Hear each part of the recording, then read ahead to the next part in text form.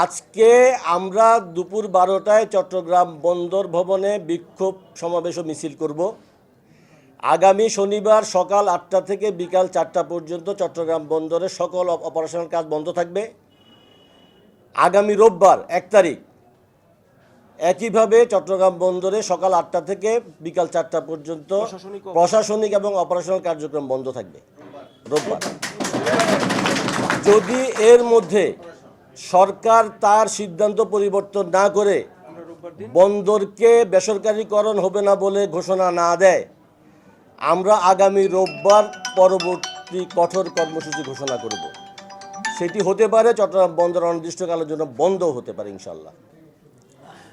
অধ্যকার সংবাদ সম্মেলনে উপস্থিত আমার প্রিয় সাংবাদিক ভাইরা, মঞ্চ উপবিষ্ট আছেন বন্দর জাতীয়তাবাদী শ্রমিক দলের অন্যতম নেতা জনাব হুমায়ুন কবির সহ সকলের নাম না বলি নাকি সহ আমাদের সকল নেতৃবৃন্দ এবং আমাদের সহকর্মীবৃন্দ, আসসালামু আলাইকুম। আপনারা নিশ্চয়ই জানেন যে গত ফ্যাসিস্ট সরকারের সময়ে এই চট্টগ্রাম বন্দরের বিভিন্ন স্থাপনা বিদেশি কোম্পানিদেরকে দিয়ে $6 বিলিয়ন বাংলাদেশের রিজার্ভে যুক্ত করার একটা সিদ্ধান্ত নিয়েছিল শেখ হাসিনা সরকার। আমরা তখন দেখেছি এই প্রজেক্টটাকে সম্পন্ন করার ক্ষেত্রে সরকার বন্দর কর্মচারীদেরকে এককালীন কিছু টাকা পয়সা দিয়ে বিদায় করে দেওয়ার মতো একটা প্রজেক্ট যেমন হাতে নিয়েছিল, পাশাপাশি আমরা যেটুকু জেনেছি $6 বিলিয়ন রিজার্ভে গেলেও $12 বিলিয়ন তাদের পকেটে যেত। এইরকম একটা পরিস্থিতিতে বন্দর কর্মচারীরা তখন উদ্বিগ্ন ছিল যে তাদের কি হবে, তাদের পরিবার পরিজনের কি হবে। এমন একটা পরিস্থিতিতে 5ই আগস্টে ফ্যাসিস্টের পতনের পরে আমরা বন্দর শ্রমিক কর্মচারীরা মনে করেছিলাম যে অন্তত আমরা এই বিপদ থেকে রক্ষা পেয়েছি। কারণ 5ই আগস্টের গণ অভ্যুত্থানে ছাত্র জনতা যেভাবে আত্মহতি দিয়েছে, আমরা বিশ্বাস করেছিলাম বাংলাদেশে এমন একটি সরকার আসবে বা ভবিষ্যতে বাংলাদেশ এমন সরকার দ্বারা পরিচালিত হবে যেই সরকারের মাধ্যমে এদেশের প্রতিটি মানুষ তার ন্যায্য অধিকার পাবে এবং গণতান্ত্রিক উপায়ে আমরা সকলের স্বার্থ রক্ষা করে রাষ্ট্র পরিচালনা করতে পারব। দুর্ভাগ্যজনকভাবে এই ফ্যাসিস্টের যেই পথ চলা, এই অন্তর্বর্তীকালীন সরকার ক্ষমতায় এসে বিশেষ করে আমাদের যে উপদেষ্টা মহোদয় আছেন, উনি এই বন্দরের দায়িত্ব নেওয়ার পরেই উনি এই শেখ হাসিনার রেখে যাওয়া প্রজেক্টটিকে উনি কন্টিনিউ করার জন্য উনি ঘোষণা দিলেন। দুর্ভাগ্যজনকভাবে আমরা সেদিন উনি চট্টগ্রাম বন্দরে যখন এসেছিলেন, আমরা ওনার কাছে একটা স্মারকলিপি দিয়েছিলাম, এর প্রতিবাদ করেছিলাম এবং ওনাকে প্রস্তাব করেছিলাম যে আপনারা চট্টগ্রাম বন্দর কেন বিদেশিদেরকে দিতে চান, আর বিদেশিকে দিলে কি হবে, আমরা শ্রমিক কর্মচারীদের কি হবে, বাংলাদেশের অর্থনৈতিক অবস্থা কি হবে, সব কিছু নিয়ে আমরা আপনার সাথে আলোচনা করতে চাই। তিনি আমাদের সাথে আলোচনা করেই উনি পদক্ষেপ নেবেন বলে আজকে পর্যন্ত উনি আমাদের সাথে বসতে পারেন নাই, দুর্ভাগ্যজনকভাবে। বন্ধুগণ, আজকে নিউ মেরিন কন্টেইনার টার্মিনাল একটি স্বয়ংসম্পূর্ণ অত্যাধুনিক টার্মিনাল, যে টার্মিনালটি সম্প্রসারণের কোনো জায়গা নাই, যে টার্মিনালে নতুন করে কোনো আধুনিক ইকুইপমেন্ট স্থাপন করারও কোনো প্রয়োজন নাই, যেটি বাংলাদেশ চট্টগ্রাম বন্দরের অর্থায়নে যে টার্মিনালটি তৈরি করে অত্যাধুনিক যন্ত্রপাতি দিয়ে এটাকে সুসজ্জিত করে আজকে 2007 সন থেকে আমরা এটাকে অপারেশনে রেখেছি। এবং প্রতি বছর আমরা এই চট্টগ্রাম বন্দরের এনসিটিটা আমাদেরকে এতটা ফিডব্যাক দিচ্ছে যে চট্টগ্রাম বন্দরে যে আয় তার সিংহভাগটাই হচ্ছে এনসিটি থেকে আসতেছে। আজকে আপনি দেখেন এই বছর আমরা প্রায় 5,460 কোটি টাকার মতো আমরা আয় করি চট্টগ্রাম বন্দরে। প্রতি বছর আমরা আমাদের রেকর্ড ভঙ্গ করে আমরা এগিয়ে যাচ্ছি। চট্টগ্রাম বন্দরের বাংলাদেশের একমাত্র বন্দর। আজকে পৃথিবীর যে সমস্ত দেশগুলোতে 10, 20টা, 30টা, 40টা বন্দর আছে, সেখানে তারা কোনো কারণে হয়তো 2-1টা টার্মিনাল কোনো কোম্পানিকে দিয়েছে, কিন্তু আমাদের বাংলাদেশের একমাত্র আন্তর্জাতিক বন্দর, যেই বন্দরটিকে যদি আমরা কোনো বিদেশি বেনিয়াদের হাতে তুলে দেই, যদি কোনো কারণে এই বন্দর কলাপস করে, পুরো বাংলাদেশ কলাপস করবে বলে আমরা মনে করি। 1 নাম্বার।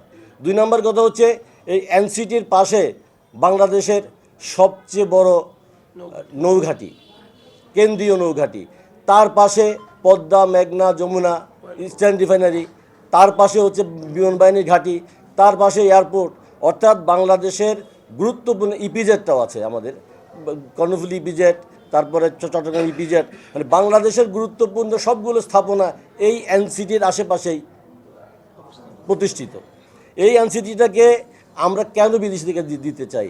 আমরা যেটা দেখতে পাচ্ছি যে সরকার পিপিপির অধীনে এইটাকে চুক্তি করতে চায়।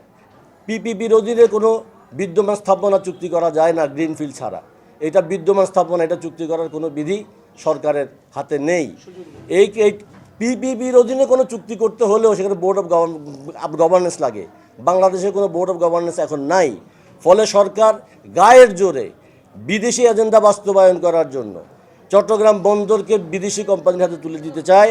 এতে করে অর্থনৈতিকভাবে যেমন আমরা ক্ষতিগ্রস্ত হব, আমরা নিরাপত্তার দিক থেকে আমরা ক্ষতিগ্রস্ত হব, সার্বভৌমত্ব ক্ষতিগ্রস্ত হবে, এবং বিদেশি এই যে চিকেন নেক বলতে আমরা যেটা বুঝি, মানে সমুদ্র পথে আমাদের শক্তি প্রদর্শনের যে বিষয়টা, আজকে চায়না, ইন্ডিয়া, আমেরিকার যে সামরিক একটা অবস্থান তৈরি করার যে ভৌগোলিক কারণে বাংলাদেশের উপর দিয়ে তাদের একটা প্রচেষ্টা, সেটাকে প্রতিষ্ঠিত করার জন্যই আমি মনে করি এই বন্দরটিকে বিদেশি কোম্পানির কাছে দিতে চায়। পাশাপাশি আমরা মনে করি 2001-এ ক্ষমতায় আসার পরে 2006 থেকে বেগম খালেদা জিয়া এই এনসিটিটা নির্মাণ করেছিলেন চট্টগ্রাম বন্দরকে সম্প্রসারণ, উন্নয়ন এবং বাংলাদেশের বেকারত্ব দূরীকরণের লক্ষ্যে। আজকে এই সরকার কোনো কিছু তোয়াক্কা না করে আজকে 1.5 বছর আমরা বিভিন্নভাবে তাদেরকে বোঝানোর চেষ্টা করেছি যে না, এটা দিতে গেলে আমরা যেমন ক্ষতিগ্রস্ত হব, বাংলাদেশের অর্থনীতি ক্ষতিগ্রস্ত হবে, বাংলাদেশ ক্ষতিগ্রস্ত হবে, আপনারা এই কাজটা করতে পারেন না। কোনোভাবেই আমাদের কথা তারা কর্ণপাত করছেন না। আদালতে মামলা চলছে, আদালতের উপরে প্রভাব বিস্তার করে তারা গায়ের জোরে চুক্তি করার সমস্ত প্রক্রিয়া সম্পন্ন করে রেখেছে।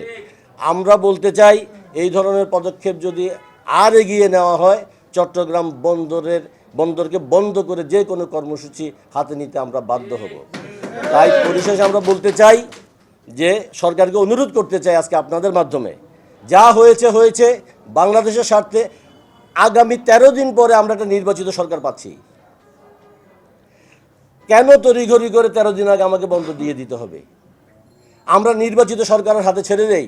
নির্বাচিত সরকার ক্ষমতায় এসে যা করবে আমরা তখন দেখব। নিশ্চয়ই একটি গণতান্ত্রিক সরকার গণমানুষের পক্ষেই সিদ্ধান্ত নেবে, দেশের কথা চিন্তা করবে, দেশের স্বার্থ চিন্তা করবে।